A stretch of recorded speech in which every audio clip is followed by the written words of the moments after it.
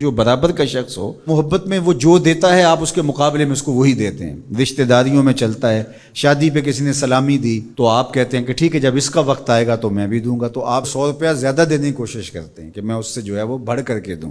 تو برابر میں تو یہی ہوتا ہے، تحفہ دیا تو مقابلے میں تحفہ دیا. لیکن ایک غریب آدمی ہے، اس کو ایک امیر آدمی اس کی ضرورت کو پورا کرتا ہے تو وہ اب کہے کہ میں بھی اس کو دوں تو وہ کہاں سے دے گا؟ تو پھر وہ کیا کرے گا؟ وہ اس کو اس کے بدلے میں دعائیں دے گا، چونکہ وہ اس پیسوں کے بدلے میں وہ اسے کچھ نہیں دے سکتا، دعائیں دے سکتا ہے. تو جو برابر کے ہوں وہ تو تحفے کے بدلے میں تحفہ دیتے ہیں. اللہ نے نعمتیں عطا کی اور ہم اس کے بدلے میں اس کو کوئی نعمت دے سکتے ہیں؟ وہ تو محتاج نہیں اور نہ ہم دے سکتے ہیں. تو پھر کیا کہا؟ احب اللہ لما یرزقکم من نعمہ، وہ تمہیں نعمتیں دیتا ہے تو محبت کیا کرو اس سے. یہ تقاضا ہے کہ تم اس سے پیار کرو، اور یہ محبت شکرانے کی صورت ہوگی، شکرانے کا رنگ ہوگا. اس نے تمہاری محبت کے بغیر تم سے محبت کی، تمہیں تخلیق کیا، تمہارے مطالبے کے بغیر تم کو نعمتیں دی.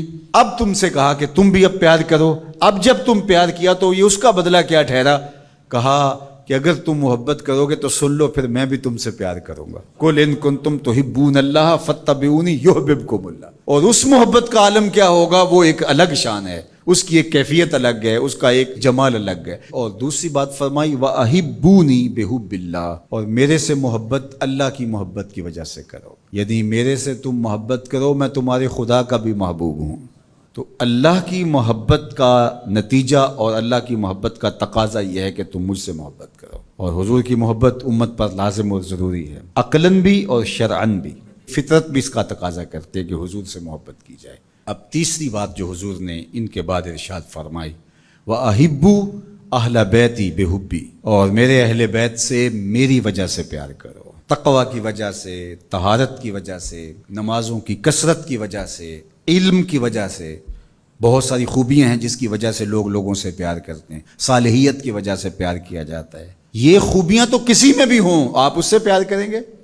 وہ حبشی نے یاد ہو، اس سے بھی پیار کریں گے. میرے زمانے سے صدیوں بعد کے زمانے میں پیدا ہونے والا ہو، اچھی خوبیوں کا حامل ہو، اس کے تقوی کی وجہ سے، اس کی طہارت کی وجہ سے، اس کی شرافت کی وجہ سے آپ اس سے پیار کریں گے؟ کیوں نہیں کریں گے؟ لیکن میں جو تمہیں اپنے اہل بیت سے محبت کرنے کا درس دے رہا ہوں وہ صرف اس لیے کہ وہ میری اولاد ہے، میری نسل ہے، میرے اہل بیت ہیں. اللہ اکبر. چونکہ محبت تقاضا کرتی ہے کہ محبوب کی نسبتوں کا بھی احترام کیا جائے. کلو منصوب الی محبوب محبوب.